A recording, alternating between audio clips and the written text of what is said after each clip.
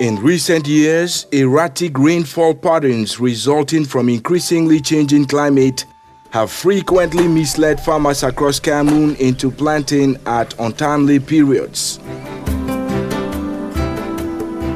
Many, like this food crop grower in the country's south region, complain they have repeatedly suffered losses planting at the start of rains they believe to announce the advent of the rainy season, only to helplessly watch their seeds rot on the ground as the rain surprised them with long breaks. The trend has been prevalent across West Africa, where weather forecasting stations are simply non-existent, dilapidated, and in many cases dysfunctional and unreliable. Back in March 2012, the situation served as inspiration for Cameroonian science journalists Adrienne and Engono. At the time, a reporter with the French daily Le Jour and a mentee undertaking the World Federation of Science Journalists Distance Learning Science Journalism Corporation Project Scoop. Her story on Cameroon's defective weather forecasting system was captioned "La météo fait défaut." It underscored the need for urgent government intervention to rehabilitate the country's over 300 broken down meteorological stations, as well as the systematic provision of regular and reliable forecasts to, among others, guide farmers' plant at the right time.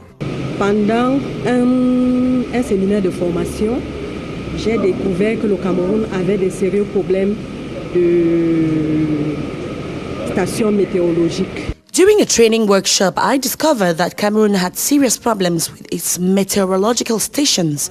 Most of them had broken down.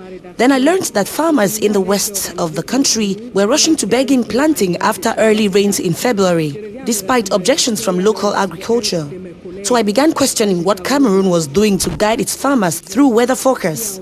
That's how I began investigating. Les agriculteurs de la région de l'Ouest. Engono's report, published on March 26, 2012, generated nationwide debate at several levels, attracting the attention of the authorities. 1 month later, the country's long-serving President Paul Biya instructed the Ministry of Transport to immediately revamp the ramshackle weather stations. Weeks later, the state-run Cameroon Radio and Television (CRTV) began airing daily weather forecasts. Observers say in a country where decision-makers are more reactive than proactive, they may not readily vent recognition of Engono's work as motive for these measures. Yes, it's a very positive story because it has an impact in the way of farming. It was very difficult for our farmers to know exactly when they have to start farming. And very often they had a lot of loss of their product because very often they start farming before the really beginning of the rainy season.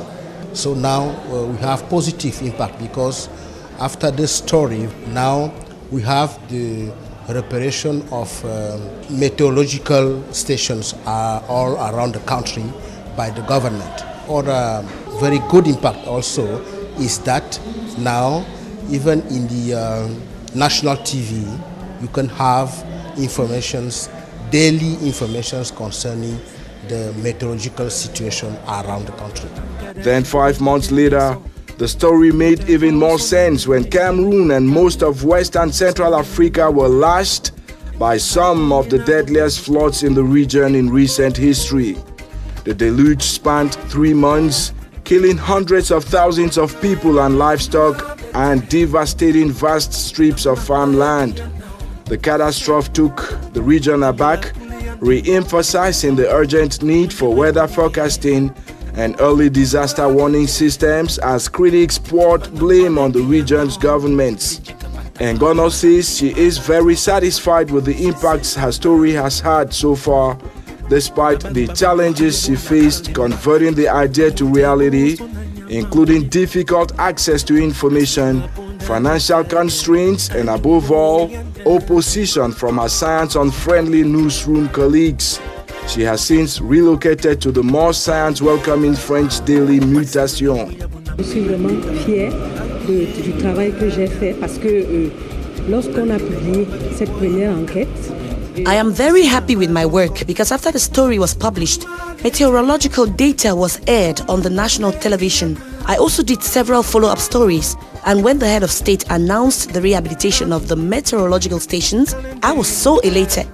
les données météorologiques étaient déjà diffusées à la CRTV. And she is not the only one contented. These farmers say they now rely on the daily TV weather forecasting to avert capricious rainfall trends.